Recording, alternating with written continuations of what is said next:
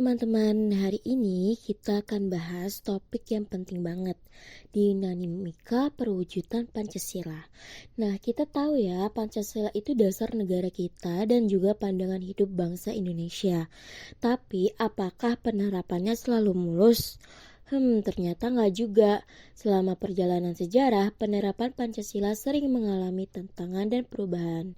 Nah, proses perubahan dan tantangan inilah yang disebut dinamika perwujudan Pancasila. Kita mulai dari masa awal kemerdekaan. Saat Indonesia baru merdeka, ternyata nggak semua kelompok sepakat dengan Pancasila. Ada yang ingin mengganti ideologi negara, bahkan memisahkan diri dari Indonesia. Contohnya, PKI Madiun tahun 1948 ingin mengganti Pancasila dengan komunisme. Lalu ada DI atau TII tahun 1949 ingin mendirikan negara Islam. Ada juga RMS yang ingin memisahkan diri, APRA yang melakukan kudeta, dan PRRI atau Permesta yang melawan pemerintah pusat. Semua ini menunjukkan betapa pentingnya menjaga kebutuhan Pancasila sejak awal. Masuk ke masa Orde Lama.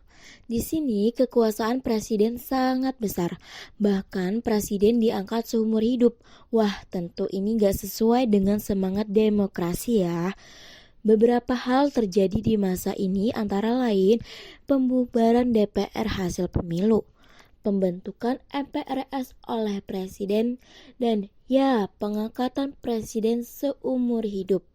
Kita bisa lihat bahwa nilai-nilai Pancasila seperti musyawarah dan keadilan sempat tergeser oleh kekuasaan yang terpusat. Lanjut ke masa Orde Baru. Di masa ini, pemerintah fokus banget pada stabilitas. Tapi stabilitas ini dibayar mahal dengan pembatasan kebebasan rakyat. Pers dibatasi. Orang nggak bisa sembarangan menyampaikan pendapat. Dan ada indoktrinasi P4, semacam doktrin wajib soal Pancasila. Di satu sisi negara stabil, tapi di sisi lain Pancasila jadi alat kekuasaan, bukan panduan hidup yang terbuka dan adil. Lanjut ke masa reformasi. Reformasi membawa angin segar. Rakyat jadi lebih bebas menyuarakan pendapat. Media jadi lebih terbuka. Tapi kebebasan ini juga membawa tantangan baru. Misalnya, munculnya hoax, intoleransi, dan radikalisme. Jadi, kebebasan tetap harus dijalankan dengan tanggung jawab dan tetap berdasarkan nilai-nilai Pancasila. Teman-teman, Pancasila disebut sebagai ideologi terbuka. Artinya, Pancasila bisa menyesuaikan dengan perkembangan zaman, tapi tetap berlandaskan nilai-nilai asli bangsa Indonesia, bukan nilai-nilai dari luar yang tidak sesuai. Jadi, Pancasila menolak komunisme, liberalisme ekstrim, dan radikalisme. Pancasila juga menekankan pentingnya kesepakatan bersama dan menjaga stabilitas nasional. Ada 3 jenis nilai dalam Pancasila. Ini penting banget dipahami supaya kita nggak salah kaprah ya. Pertama, nilai dasar. Ini nilai utama yang tidak boleh berubah. Misalnya, keadilan, kemanusiaan, persatuan. Kedua, nilai instrumental, yaitu aturan-aturan hukum seperti UUD 1945, undang-undang, dan lainnya. Ketiga, nilai praktis, yaitu penerapan langsung dalam kehidupan sehari-hari.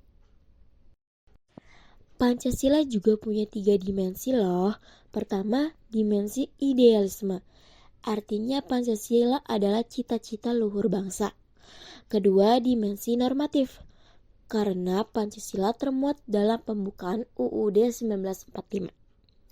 Dan ketiga, dimensi realitas.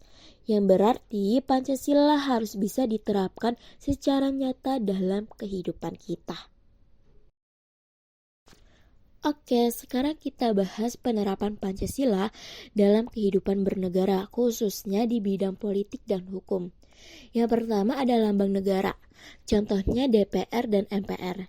Mereka bekerja dengan musyawarah sesuai sila keempat.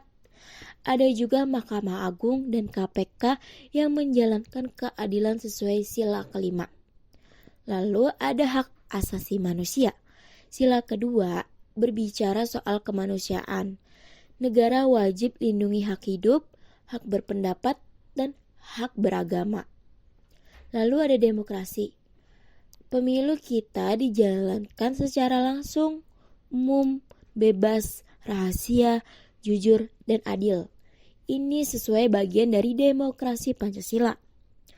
Lalu ada sistem hukum nasional. Hukum Indonesia berdasarkan nilai keadilan. Semua orang punya kedudukan dan sama di mata hukum. Nah, bagaimana dengan kehidupan sehari-hari? Yuk kita lihat beberapa contoh penerapan nilai Pancasila di sekitar kita.